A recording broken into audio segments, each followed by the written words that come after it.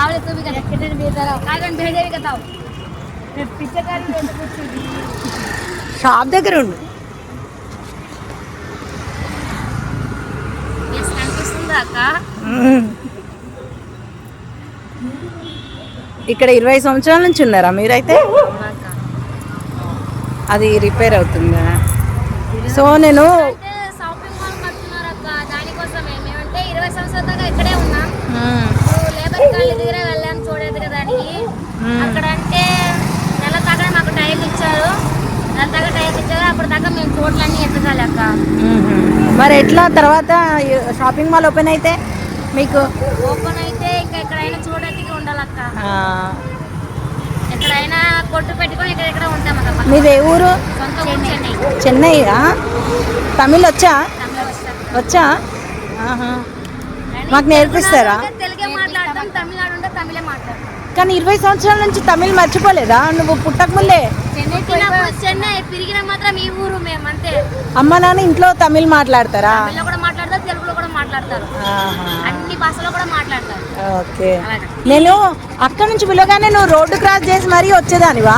వచ్చేదాన్ని నాకు ఎందుకు రాను.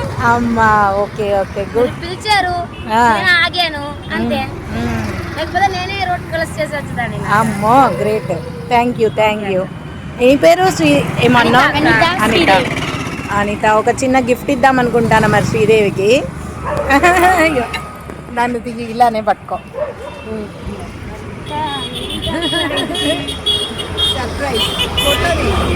ఫోటో తీయాలక్క. వరంగల్లోని హార్ట్ సిటీగా పేరొందిన జేపీఎన్ రోడ్లో ఇది దాదాపు 4 సినిమా థియేటర్లు, ఒక పెద్ద హాస్పిటల్ ఉంటుంది. ఖమ్మం హైవే రోడ్లో ఉంటుంది. మెయిన్ రోడ్ పైనే ఉంటారు. పక్కన ఖాళీ స్థలంలో గుడిసెలు వేసుకొని ఉండేవాళ్ళు. సో షాపింగ్ మాల్ కన్స్ట్రక్షన్తో వీళ్ళు వేకేట్ చేశారట, లేబర్ కాలనీకి షిఫ్ట్ అయ్యారు. సో ఎండకు ఎండుతూ అసలు నీడ లేకుండా చాలా బాధపడుతున్నారు. చూశాను, నాకు ఎందుకో వాళ్ళని చూస్తే జాలి అనిపించి నేను నాకని తీసుకున్న 2వ బాటిల్ని ఇలా ఇచ్చాను. అమ్మాయి అయితే చాలా సంతోషపడింది. మెయిన్ రోడ్డు పైన ఎంతోమంది పేదలు ఉంటారు, దాహాన్ని తీర్చే సహాయం చేయండి. నాకు తోచింది నేను చేశాను. వైశాఖ మాసం అంటేనే సమ్మర్ సీజన్లో వస్తుంది. సో ఈ సీజన్లో ఉదక దానం చేసిన, ఉదక కుంభ అంటే పాత్ర ఇచ్చినా కూడా చాలా మంచిది. సో మీరు కూడా చేయండి ఫ్రెండ్స్.